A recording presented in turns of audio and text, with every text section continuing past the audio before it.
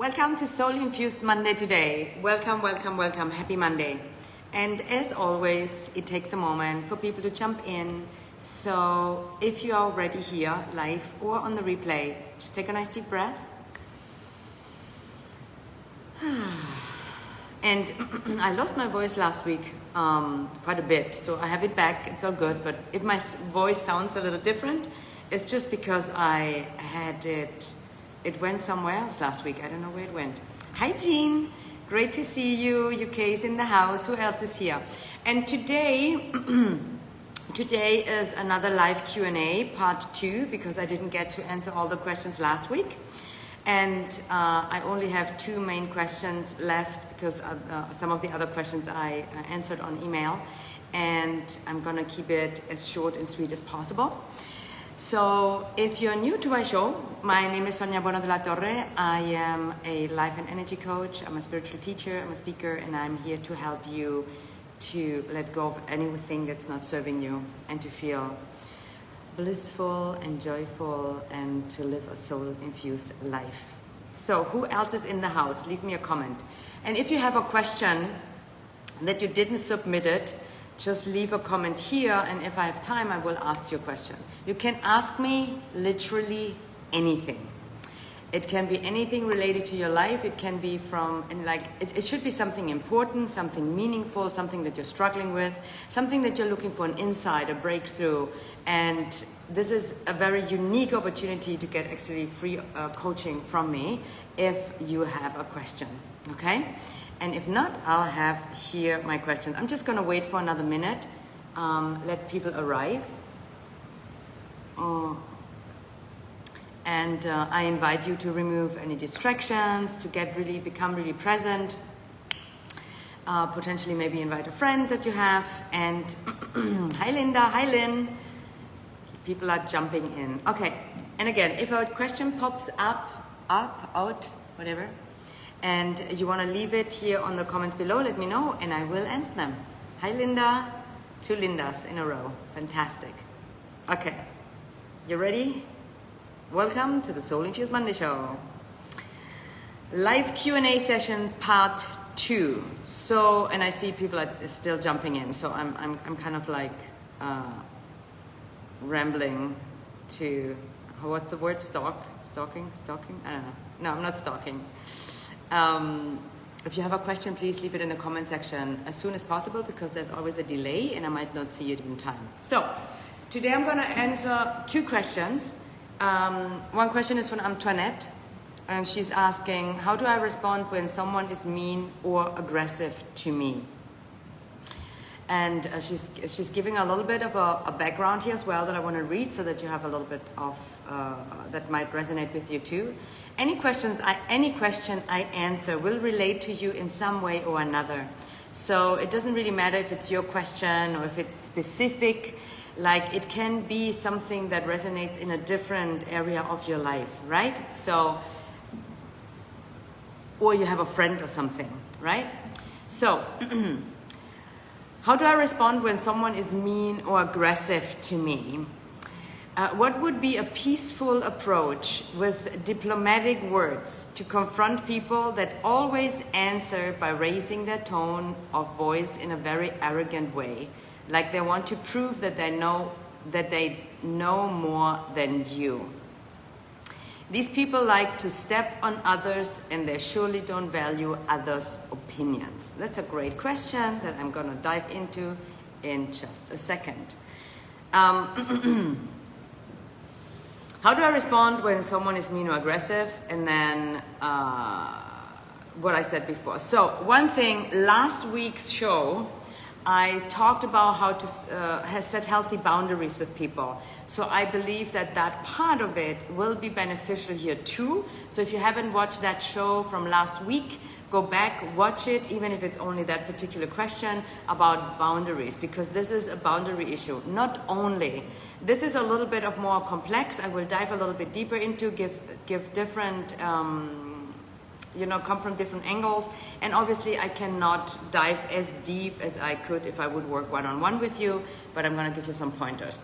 First of all, when someone is struggling with people being mean or aggressive and they don't know what to do, one thing that I would look into is that there is the mean and aggressive part in you that you are disowning. So what I mean by that often is when we are too nice and we always want to be nice, and that's a good thing. However, if you don't cultivate the energy inside of you that can meet and face that same energy, you will often have the feeling of being a victim of it, okay? From an energetical perspective. So what I feel for you, Antoinette, a little bit as well is, and anyone that resonates with this, is that go inside and check how do I think about meanness, aggressiveness? How is that in my life? Am I embracing it? Am I allowing it to be there? Or is this something that I judge in others, right? So that's one piece that you can really look. Because don't like in others, it's like a mirror effect. You can use it for your own personal growth. Number one answer, use it for your own personal growth. It's not about other people. There will always be some mean, aggressive people out there in the world. And if there are people that are mean and aggressive in your life, then, remove yourself from them. So that's one piece. You have a choice with who you surround yourself with. That's number one, right? So in my life, I don't have people that are mean and aggressive to me in my close environment or friendships or any type of relationships. But it doesn't mean that I might go somewhere and I encounter an angry person, an aggressive person, a hurt person, and is mean to me, and it has nothing to do with me, and I still get to deal with that, right? But first of all, you don't have to be with people around too much. And if it's a recurring theme, then the common denominator is you. So it's not about what other people do, it's more about how am I responding to it, and what is getting triggered in me. With mean and aggressive people, often it also triggers a wound from the past that has the belief that it's not safe. You don't feel safe. It's not a conscious experience in that moment, but unconsciously a part of you gets triggered.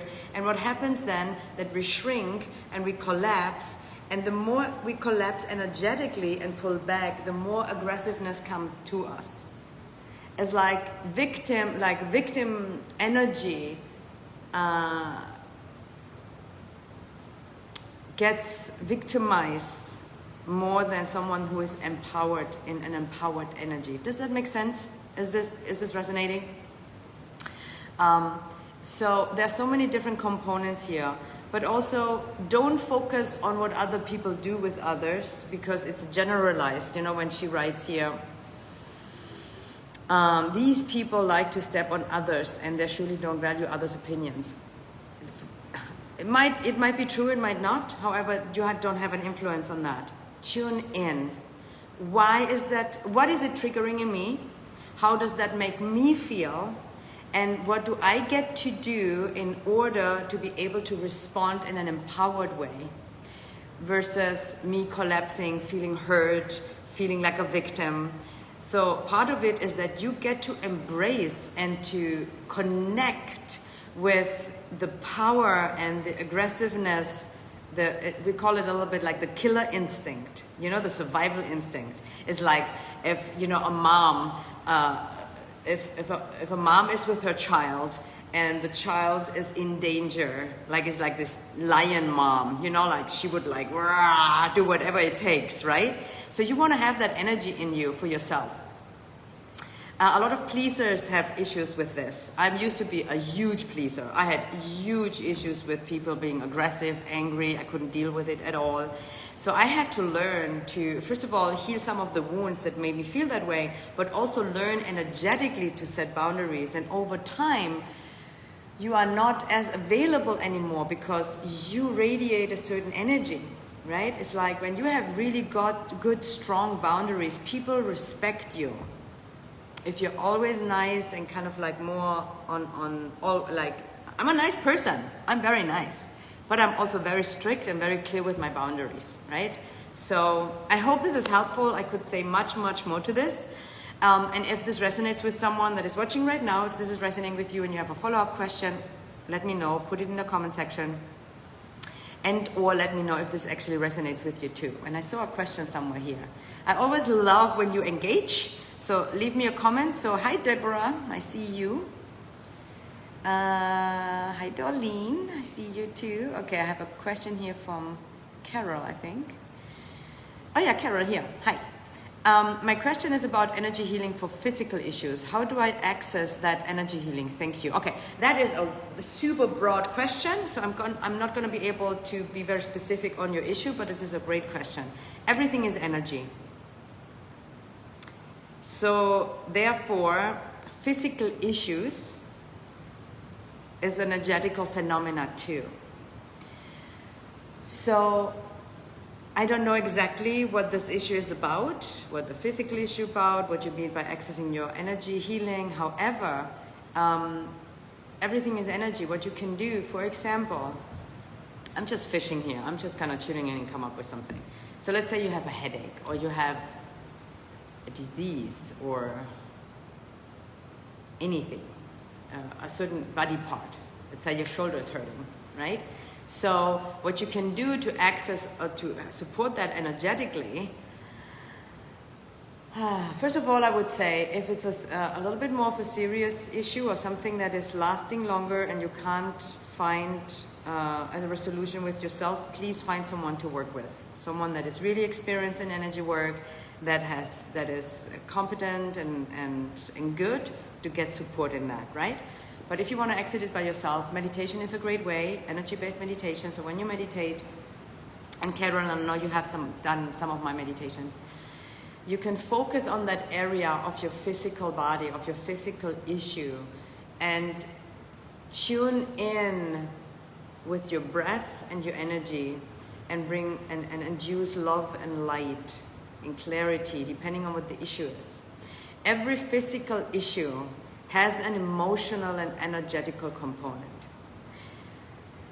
Even when you, let's say you fall and you break a leg, right? So obviously your bones are broken, they need to get fixed again, right?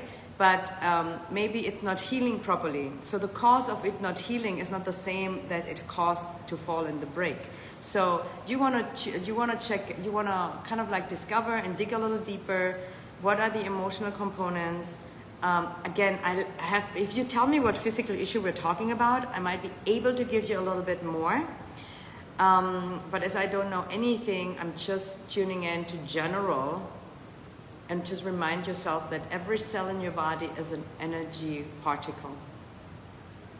So, and any energy that is disrupted can be healed again. So please let me know a little bit more so I can give you a better answer. But I hope this was valuable. So one more question, and opening up here.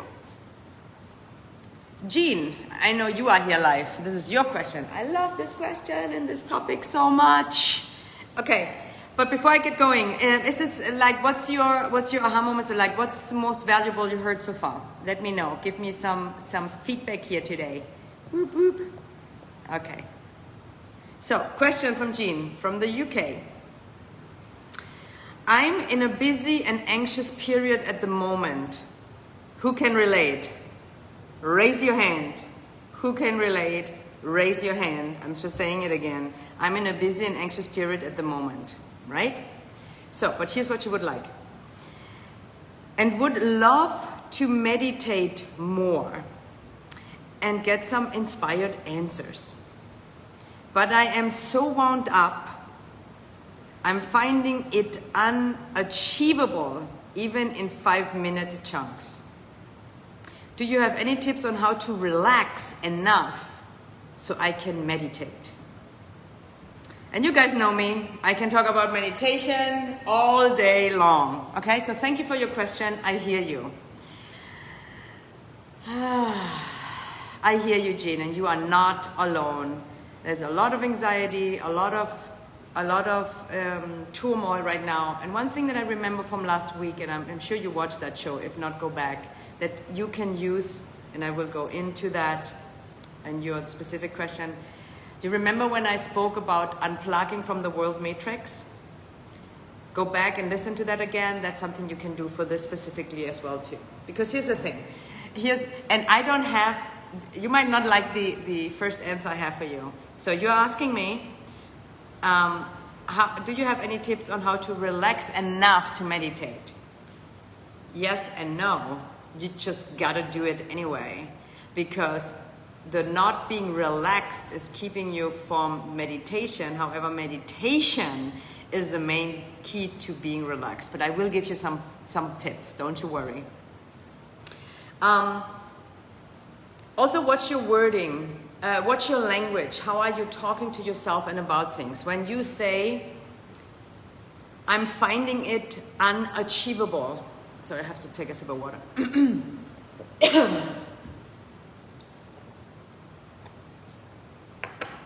If you find something unachievable, it is unachievable, right? So what's your language? You know, I'm very mindful about words and language.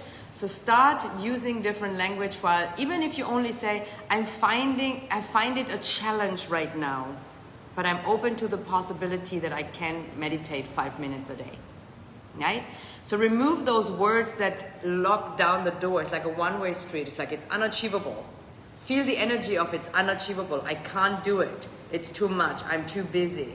So a tip before you even sit down and meditate, kind of like take inventory of the words that you're using. Take inventory on how are you talking to yourself.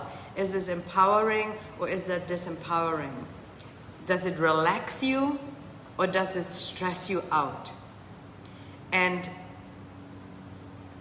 even when you feel like you can't do it, you can, obviously, you choose not to, but you can. Everybody can sit down for 5 minutes.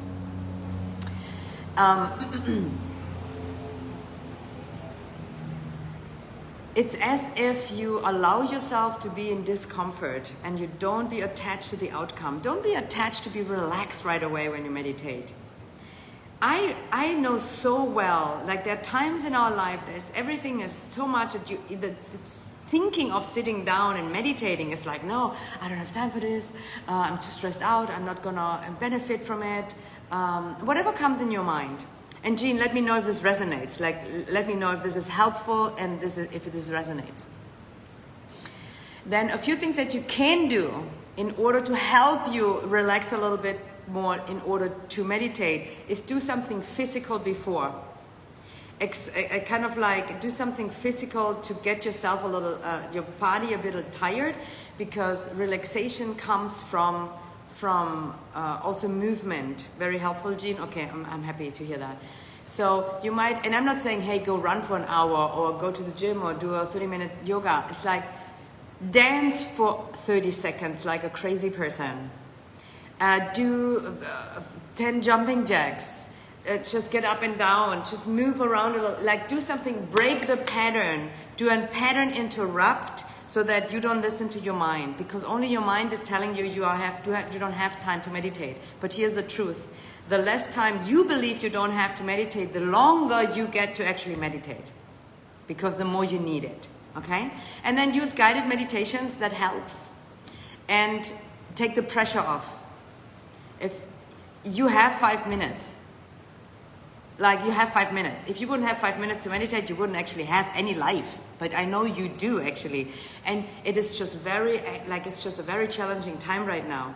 So tune in, bring the energy back in, unplug from the world matrix, watch your language, what are you kind of choosing, and just do it anyway. Just do it anyway.